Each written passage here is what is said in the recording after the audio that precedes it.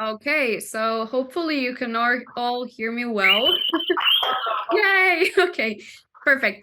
Hi everyone. Hope you're all comfortable. The conference has been good so far, and you are excited for this talk. First of all, I would like to apologize for not being able to be with you in person. However, I'm really grateful for the Zoom era, so I can be very creepily looking at you from the screen. However, I do hope that, we all attend the next edition of the conference next year, so we are all also able to meet in person. As the title already said, today we are going to be talking about customer development. So why is it important, how to conduct it, and how to apply it to obtain useful information for a digital product.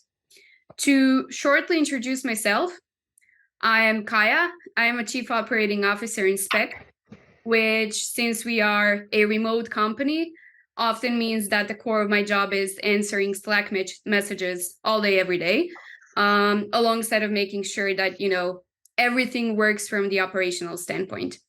Prior to my current role, I was working as a project and a product manager. I have around 3.5 years of experience in IT and over 10 years of experience in civil society. Some of you might have heard of Speck already, or Speck from the Digital Lobbying Conference, but in case you did not, no worries, I will explain it very shortly. So we are a design and development agency. We are currently gathering around 70 full-time employees, contractors, and students. And we are working mostly with the US market.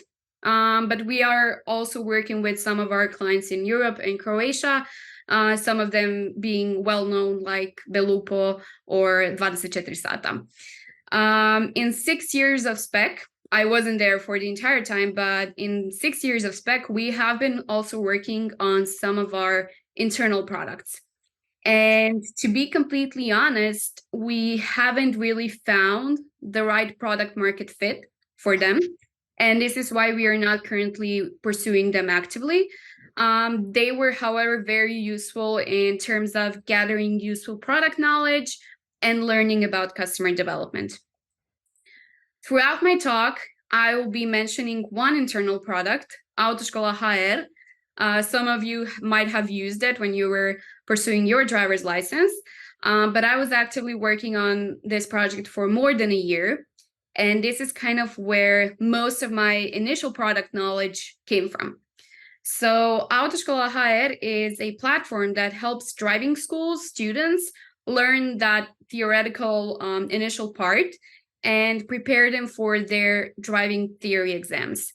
When I was working on this project in 2021, we were trying to, learn as much as possible about the driving school industry and the problem of driving school students, but also driving schools themselves.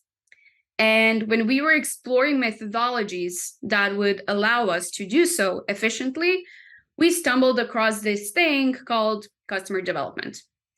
Now, what is customer development exactly? So customer development can best be explained as the process of really trying to get to know your customers, their wants, their needs, and their pain points.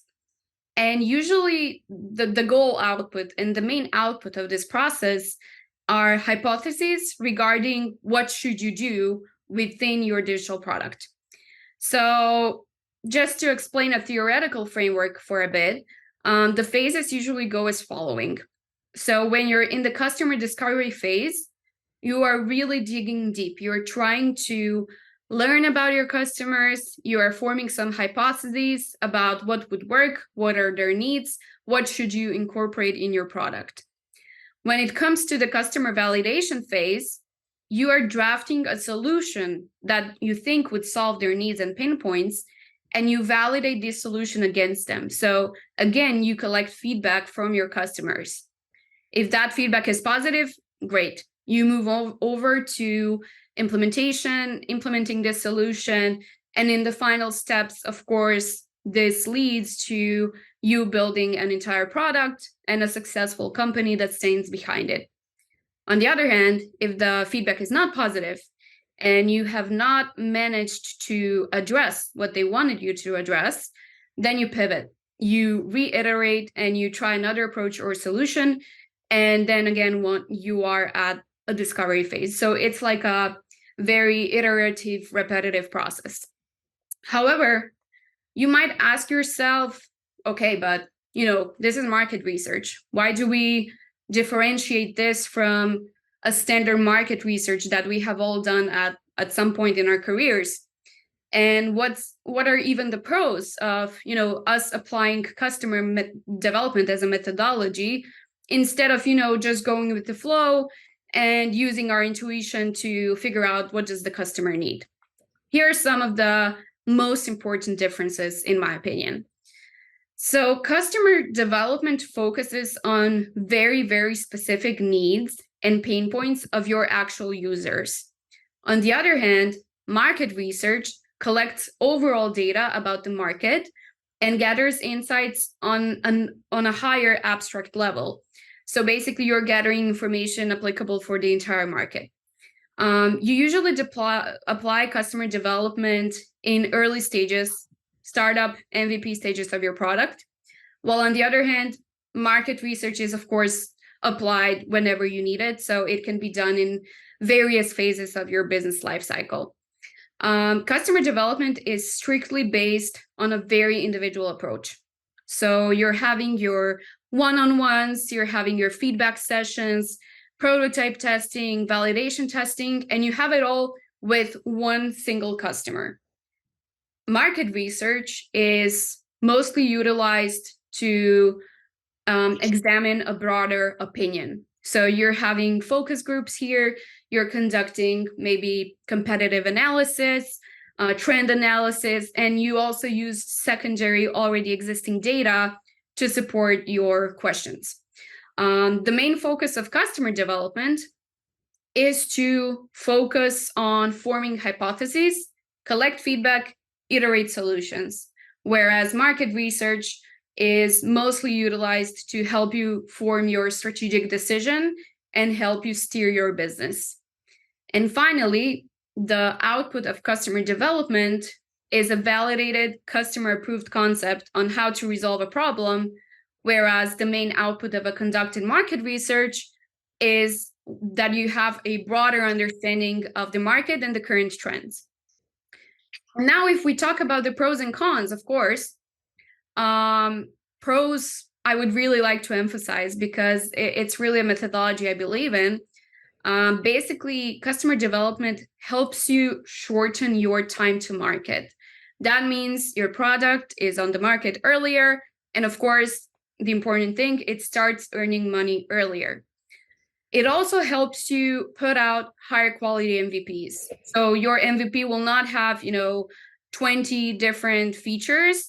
It will have the most important ones that right away target actual customers' needs and pain points. You will also spend less resources because you will not have this trial and error as much. So you will be able to reduce the number of additional resources spent in development hours or any other activities, and you will focus on the most important things. Customer development also helps you form a really strong argument for everything you're building. So it's easier to invest resources or convince somebody else to invest resources in something when you have background data and actual customer feedback that supports this decision.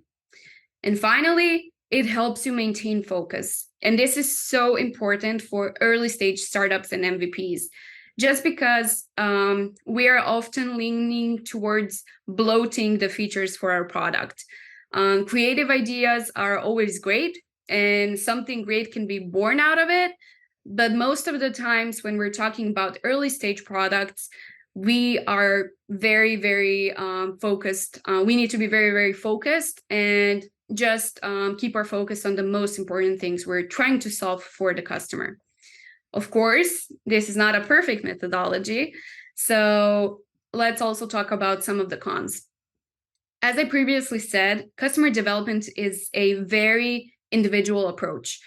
So that means, if you want to gather information from, 200 people, you need to conduct 200 interviews. Whereas for market research, you would just simply send out a survey and everybody would fill in the survey.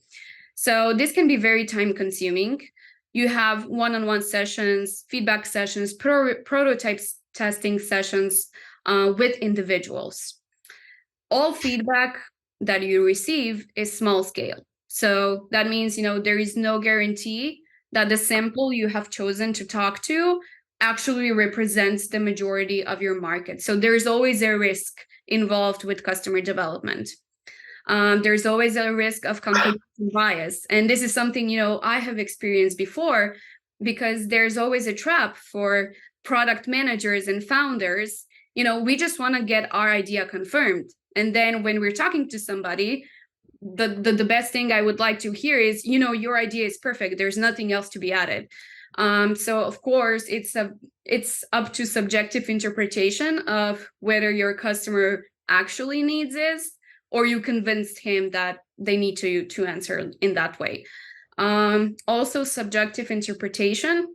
So sometimes it's really hard to correctly interpret what your customer is saying. So, it always depends on your own judgment, and nothing is black and white. And finally, there's a certain learning curve when you first start conducting such interviews, because it takes some time for us, for product managers, for everybody else who's doing this to start feeling comfortable. You always start very stiff. You have like a preset set of questions, and you're not really thinking out of the box regarding, what to ask next. So, improvising and digging for real opportunities kind of comes a bit later. So there's definitely like a small learning curve where you definitely cannot expect your first interview to be very insightful. But of course, we all learn and we all get better. So how did our customer development interviews look like in the industry of driving schools? So my main purpose was to kind of try to figure out where should our revenue come from? So is it the driving schools that are gathering their students on the platform? Is it students who actually learn driving theory on our app? Or is it both? And I needed to figure out, talk to these groups and figure out what are their needs and pain points to address them. And as you can imagine, we are talking about two completely different groups.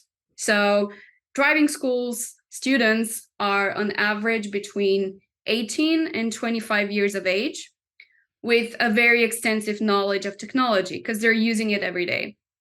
On the other hand, we have driving schools, instructors and owners who are on average over 40, 45 years of age, and they're actually working in one of the worst industries in Croatia when it comes to digitalization. So my role was to try to find the best way to kind of communicate with both of these groups. And it went something like this in the beginning.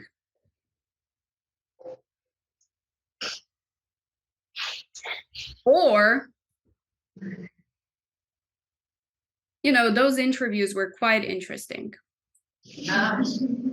Or, oops.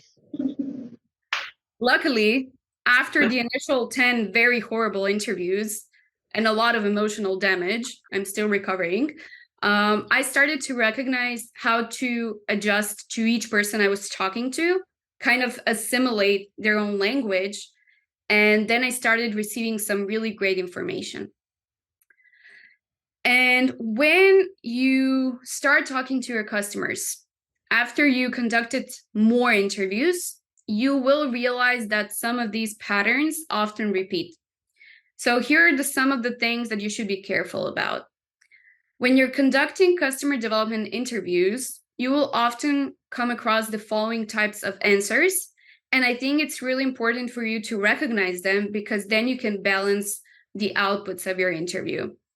So if you're talking to somebody who's usually very nice, very people-pleasing, that person might give you the answers just to make you happy. And they will support your ideas, but not because they're agreeing to them, not because they think they're great.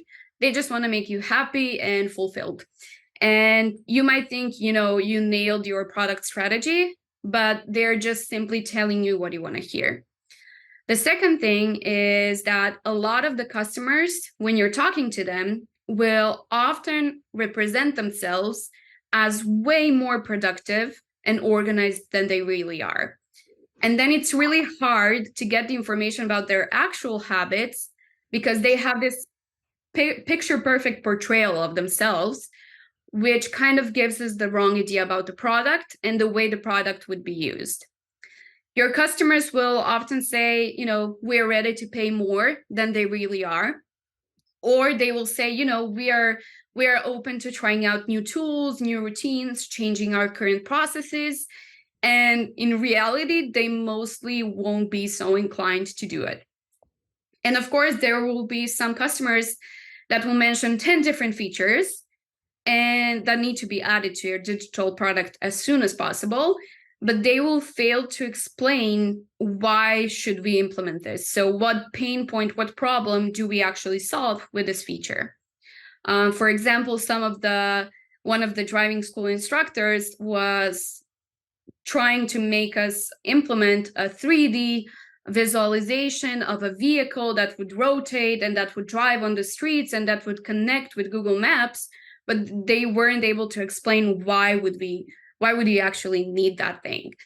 And finally, some customers will just feel the pressure to come up with revolutionary ideas you've never heard before. And again, you will end up with random ideas that you can rarely use because they're not really connected to the actual business case.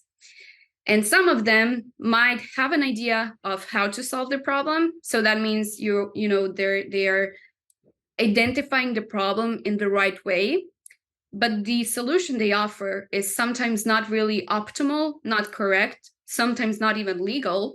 So it's, again, our responsibility to figure out and propose a better one. So how do we then conduct a good, productive customer development interview?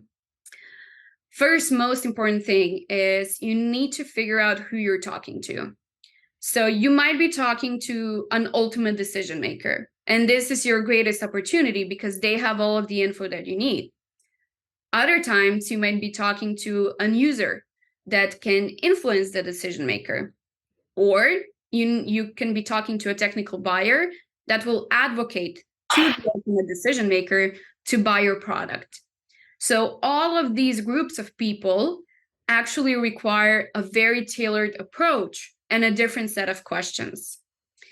You should also try to do all of your interviews in person or over camera. A lot of information during these interviews comes from the gestures, from the tone of voice, from the faces somebody's making, and the way people non-verbally express themselves. And by not seeing the person, you might be missing some important context. And what I usually do when somebody's really making a grimace or something, I usually note it down. So it gives me more context on the things that person was talking about. You should also try to find a balance between open-ended and close-ended questions. So open-ended questions are something where you can start elaborating, and close-ended questions are the ones where you can answer with a simple yes or a simple no. Personally, I prefer open-ended questions just because you're giving people enough room to speak. In closed-ended questions, they can just simply shut down the question with a simple yes or no, and they are not encouraged to elaborate more. So try to, every time you feel like you want to ask a closed-ended question, try to think of how could you rephrase that question into an open-ended one. For your customer development interviews, you should plan for approximately 15 to 20 minutes. But if the customer agrees, and if you're finding that you're collecting really valuable information from that person, you can let it go over time and you can ask additional questions.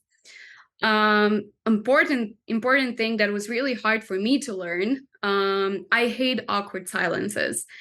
And what I would usually do is I would just start randomly talking and move over to the next question. However, what I learned over time is this pause is needed. So when you're silent, the customer starts speaking and they start expressing their thoughts. This is also a general advice when you're doing any kind of interviews or meetings, not just the customer development, but it's really, really lovely sometimes to just not talk during the awkward silence, and then the other person usually starts talking something. Or you can just simply, be quiet for a minute. That's good as well. Also, when you're speaking to somebody, I mostly ask that person if it's okay with them for the interview to be recorded. I usually delete the interviews afterwards, but that way I'm very focused on the conversation, on what the person's saying, and I'm trying to explore what question is the best fit for that person and for the issue we're talking about, instead of, me just being focused on taking notes as much as possible. And also try to provoke the customer. So if you're seeing that your customer is getting, really excited, really passionate, angry, frustrated, dig deeper into that, ask further questions, ask, that like 5 whys, continue asking why, what's the cause? You're trying to provoke the customer to tell you more details, because intense emotions, when somebody expresses their pain point in a very emotional way, that means that this is the biggest want, this is the biggest need, and this might be the biggest pain point, which is exactly what your product needs to solve. Now, here's some advice that you can apply to make your questions as effective as possible. So first is about asking your customers about the way they currently do things. Ask them, okay, so how do you do something? Who is in charge of this part of the work? How long does it take you usually to do this and this? Also, make sure to avoid suggestive questions. So instead of asking a close-ended questions, ask them an open-ended question. So for example, you shouldn't really ask, would you like the feature to be implemented to help you with your time management? Because the person will trying to make you happy and they will say yes or no, but you don't get further elaboration. So instead, don't give them the solutions. Ask them, what do you think is the solution? So how could our product help you with your time management? Also, try to find out more about their current challenges they're facing. So explore how often does the challenge happen? What solutions have they already explored? If there are any workarounds they're currently using to solve this challenge, how much time it takes to solve this challenge, or how much resources does it take them? Because you will then get the context on how big is the current challenge for them, and if they would be willing to, give their own resources, money, or something else to get the challenge resolved. If they keep talking about the issues, but they never really mention the alternatives they have tried, you need to ask them, why have you never tried to solve the problem? Because that's, common sense. So when we have a problem and it's really frustrating for us, we are always looking for a solution. If they never looked for a solution, then this is maybe a perceived problem, but it's not something that is an actual need or pain point for them. And now, when the main part is over, you might be wondering, okay, so I'm done with my interviews. What do we do with all of the collected information? Basically, you are looking for repeating patterns. These patterns usually repeat after 5 to 7 interviews. And if something's a common frustration for all, this is probably the feature you should be concerned with after you conducted all of the interviews. And also, you should try to explore as well, what are the differences? So do some people disagree on a certain topic? What are their opposite opinions? And what's the context that is potentially useful for our product?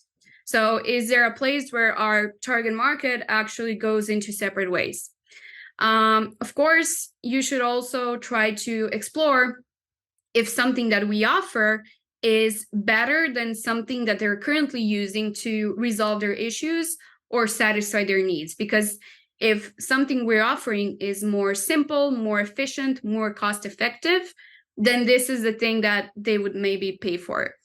Out of all the interviews, once you collected all of your notes, sorted them out, you should pick 1 to 2 features to do a mock-up of. So you can create very low fidelity interactive mock-ups, and then you test it with the customers. So you show this mock-up to your customers, you let them interact with it, and then you try to evaluate if this would solve their problem. If the answer is no, you should keep on researching, you should keep on exploring other ways. And if the answer is yes, of course, then you move over to the development. Another thing you can do with all of the collected information, you can create a list of potential features that you came up with, and you can publish it. So if you already have a product that's live, but you're looking for some new features, you can let your customers upvote the ones they think they would like to use and have in your own product. This is an example of a very, very low fidelity interactive mockup. I'm really sorry if there are any designers in the room. This is what I did. I'm not a designer, but this is what we used for customer development on Autoescola HR. You might see the Drivedo logo here. This was my unsuccessful rebranding attempt. But basically, we used this to figure out whether a gamified learning approach would be a good move to encourage students to learn the driving theory. So they were giving this interactive mockup. Everything was clickable, so they could click around. And then we gave them certain scenarios that they had to fill in. And then we evaluated what they think. So this, took us 1-2 days to conduct. We didn't do any development, and we already had, the proof if this would work or if this would not work. Conclusion of the story, this would not work because people are just trying to pass their driving theory and not go into gamification or anything like that. And one of the things I hear a lot recently is, okay, so customer development is dead. We have tools like ChatGPT now. Why on earth would we even conduct the interviews if we can all ask the ChatGPT what they think? And, we can maybe ask ChatGPT the same questions, but the question is whether the answers we would get are actually applicable. There are probably many different opinions on this. My personal opinion is that such tools are not yet a good replacement for your own analysis of, people's sentiment, behavior, and attitude, especially if your product is in a very niche industry. So if it's like a common industry, maybe you will get some more coherent answers. But if it's something like, driving schools in Croatia, then ChatGPT will probably not be too useful. However, where ChatGPT can really help you is to structure and prepare for your interviews. So this is just a very small example of, what ChatGPT can do for you. It can probably do even more if you write better prompts. I'm not that confident in my prompts yet, but it can definitely help you shorten your time to prepare and brainstorm. However, I would like to emphasize again the importance of, just always taking whatever these tools spit out with a grain of salt and using your own experience and critical thinking to kind of shape this into the right direction. There's a lot more to be talked about when it comes to customer development, but my greatest recommendations are these 3 books. So my absolute favorite is Lean Customer Development by Cindy Alvarez. This is one of the books I reread, I think, the most in my career. And every time I read it, I find something new and something interesting. And this is a very big plus for everybody who's new to the topic, because in this book, you literally get the questions, like the list of questions you can already use in your first interview. So this is a very great resource for me. The other two books I really liked, The Mom Test, which is a funny title, but it's a really good book, which kind of tells you, how to find the right answer when, your friends and your mom and your parents are always telling you that every one of your ideas is great. And the third book is The 4 Steps to the Epiphany, which also takes a look at, the phases of customer development and how to create a strategy that really helps your product. So these are my top 3 books regarding customer development. But also, since this talk is being recorded, we will in Speck publish a blog on our website, and we will also add a recording of this. So you will also have this as a reference somewhere in the online world. And yeah, thank you so much for your time and attending my talk. Sorry for the technical difficulties. I really hope you got some insights on customer development. And I'm, after all, really looking forward to seeing maybe some of the products you will create. Here is my contact info. So if you would like to get my slides, or if you have any other questions, please feel free to reach out. I also love giving people advice. So if you need help with your product development, customer development journey, feel free to ping me as well. And yeah, this is everything from me. Thank you so much for being patient with me, and enjoy the rest of your conference. Thank you. And yeah, if there are any questions or anything, yeah, just shoot. I have a question. Možemo na hrvatskom ako je okej. Svejedno. Dobro. Taj customer development proces, koji ljudi su inače, koje role uključujete u to? Ne znam, recimo sad za tu autoškolu koje ste sudjelovali. Pa najviše zapravo project management i product management. To je zapravo jako product oriented tema. Sad naravno, ako ovisi o niši, ako bi sad radila customer development intervjue za neki tehnički proizvod gdje su mi kupci tehničke osobe, onda bi definitivno involvirala nekog tech leada ili nekoga tko stvarno poznaje samu domenu, a ako ja nisam u mogućnosti upoznat se s domenom. I možda je to, I just figured out that there might be some people in the audience who don't speak Croatian, but sorry for that. But basically, I always try to really get to know the industry a lot before I conduct any interviews. If I see that I'm lacking some of the knowledge, then I get an expert. But regarding the whole management of the process, it's mostly like project and product people's work. But basically, I mean, it depends. It's like a custom thing. So yeah. I mean, you will find in some resources, some people take this methodology very strict and very serious, just like, agile or anything like that. But I really think that methodology is here to serve me. So if I feel the need to adjust it to my own needs, I will do so. And I will not bother, just respecting the methodology for the sake of respecting it. So whenever I feel like I need somebody else to help me, or I need to just readjust the process, this is good as long as kind of the main pillars are still present. Thanks. No worries. Any other questions?